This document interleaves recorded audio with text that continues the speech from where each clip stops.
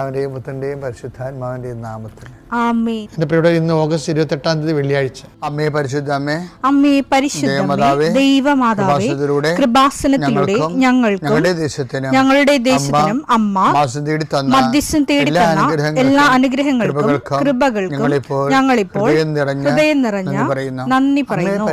അമ്മേ പരിശുദ്ധമേ, ദൈവമാതാവേ, 2004 ഡിസംബർ 7 ഉച്ചകഴിഞ്ഞ് 2:30 കൃപാസനത്തിൽ സംഭവിച്ച അമ്മയുടെ പ്രത്യക്ഷപ്പെടലിനെക്കുറിച്ച് തിരുസഭയ്ക്ക് സമർപ്പിച്ചിരിക്കുന്ന പഠനരേഖകളുടെ മേൽ സഭാത്മകമായ പഠനം ആരംഭിക്കുവാൻ ഞങ്ങൾ പ്രാർത്ഥിക്കുന്നു. അമ്മേ പരിശുദ്ധമേ, ഭൂസ്വർലോകങ്ങളുടെ രാജ്ഞിയായ അങ്ങേയ്ക്ക് ഭൗമസംരക്ഷണത്തിനായി പ്രപഞ്ചപ്രകൃതിയെ തന്നെ തിരുസഭ പ്രതിഷ്ഠിക്കുവാൻ ഈ പ്രത്യക്ഷീകരണം വഴി ഇടയാക്കണമേ. പരിശുദ്ധമേ, ജപമാല മാതാവേ, സകല കൃപാസനം പ്രാർത്ഥനയോടും ചേർത്ത് ഞങ്ങളിപ്പോൾ പ്രാർത്ഥിക്കുന്ന ഈ കുടുംബത്തിന്റെ പ്രത്യേക നിയോഗം പറ മക്കളെ.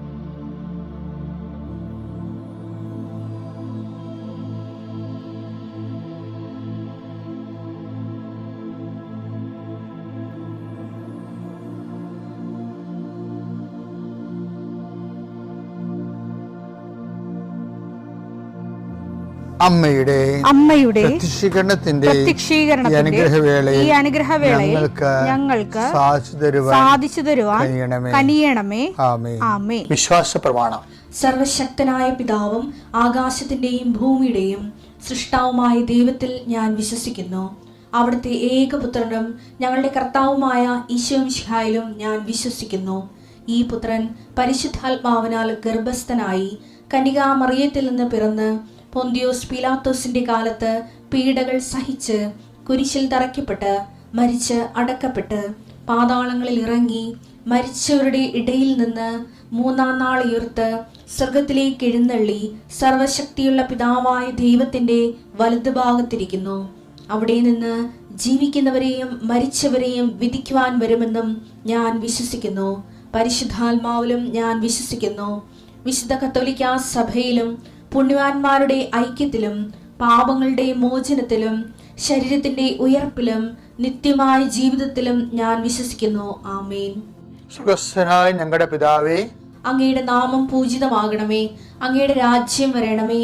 അങ്ങയുടെ തിരുമനസ് സ്വർഗത്തിലെ പോലെ ഭൂമിയിലും ആകണമേ.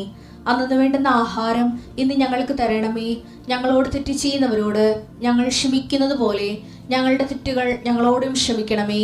ഞങ്ങളെ പ്രലോഭനത്തിൽ ഉൾപ്പെടുത്തരുതേ, തിന്മയിൽ ഞങ്ങൾ രക്ഷിക്കണമേ. ആമേൻ. നന്മ നിറഞ്ഞ മറിയമേ, സ്വസ്തി. കർത്താവ് അങ്ങയുടെ കൂടെ സ്ത്രീകളിൽ അങ്ങ് അനുഗ്രഹിക്കപ്പെട്ടവളാകുന്നു. അങ്ങയുടെ ഉദരത്തിൻ ഫലമായി ഈശോ അനുഗ്രഹിക്കപ്പെട്ടവനാകുന്നു. പരിശുദ്ധ മറിയമേ, തമ്പുരാന്റെ അമ്മേ, പാപികളായ ഞങ്ങൾക്ക് വേണ്ടി ഇപ്പോഴും ഞങ്ങളുടെ മരണസമയത്തും തമ്പുരാനോട് അപേക്ഷിക്കണമേ. ആമേൻ. കർത്താവിന്റെ ഉന്നതമായ നാമത്തിന് സ്വസ്ഥം ചെയ്യുന്നു. കർത്താവിന്റെ വിശുദ്ധ പൗരോഹിത്യത്തെ മഹത്വപ്പെടുത്തണമേ. കർത്താവെ, സഭയിലുള്ള സാന്നിധ്യം പ്രകടമാക്കണം. 40 വർഷം ഞാൻ അർപ്പിച്ച കൃപാന്റെ യോഗ്യതയെ കൃപാസ്ഥാനത്താരെ ജീവനോടെ പ്രത്യക്ഷപ്പെട്ട മാതാവിന്റെ മധ്യസ്ഥത ഇന്നത്തെ യാത്രകളെ അങ്ങയുടെ മക്കള് കൊതിയോടുകൂടി ഈ പ്രാർത്ഥന പങ്കെടുക്കുന്ന മക്കളുണ്ട്.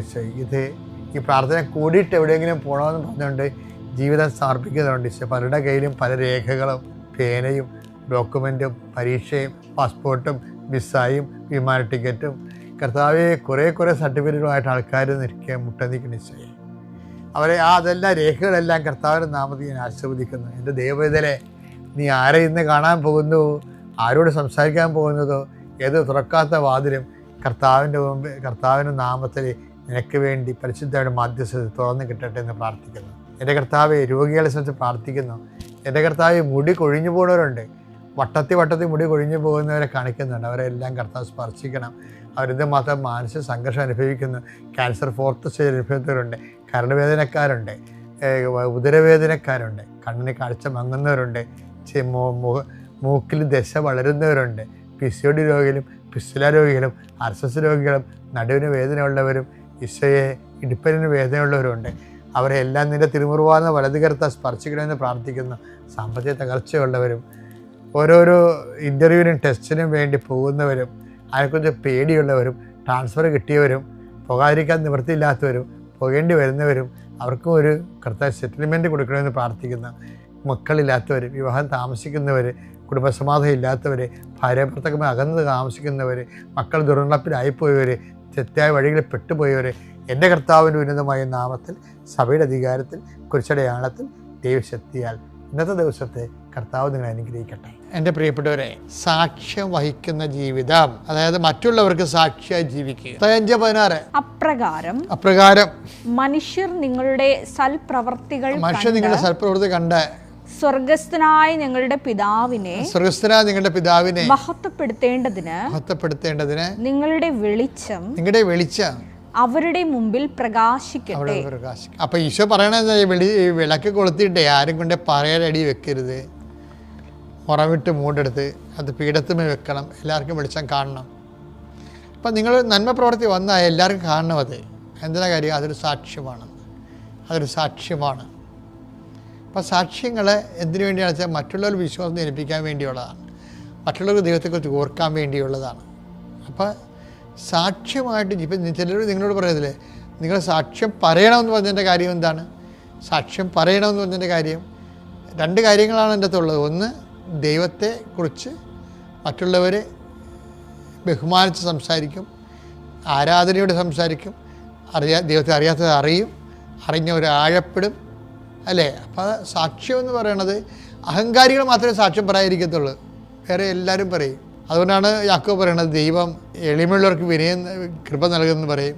അതിൻ്റെ അമ്മ പറയണ അഹങ്കാരികൾ ചിതറിക്കും എന്ന് പറയും. അപ്പം സാക്ഷ്യം പറയാതിരിക്കുന്ന എന്നായാലും പണി കിട്ടുമെന്ന് അവർ ഉറപ്പാണ്. അവർ പറയുന്നതിൻ്റെ പിന്നിൽ എല്ലാ അഹങ്കാരമാണ്, മറ്റുള്ളവർ അറിയുമല്ലോ എന്ന് പറയുമ്പോൾ ദൈവത്തിൻ്റെ മഹത്വം അവർ സ്വയം ആർജിച്ച് നടക്കുന്നവരാണ്. ദൈവത്തെ അംഗീകരിക്കേണ്ടത് പോരായ്മയെ കരുതുന്നവരാണ്. അധമവികാരം ഏൽപ്പിക്കപ്പെടുകയും ചെയ്യും, കിട്ടിയ കൃപ പോവുകയും ചെയ്യും. അപ്പോൾ സാക്ഷ്യം വഹിക്കുക എന്നുള്ളത് വാഗ്ദാനപീഠത്തെ സമീപിക്കാൻ വേണ്ടിയുള്ള ഏറ്റവും വലിയ യോഗ്യതയാണ്. പിതാവിൻ്റെയും പുത്രൻ്റെയും പരിശുദ്ധാത്മാവിൻ്റെയും നാമത്തിൽ.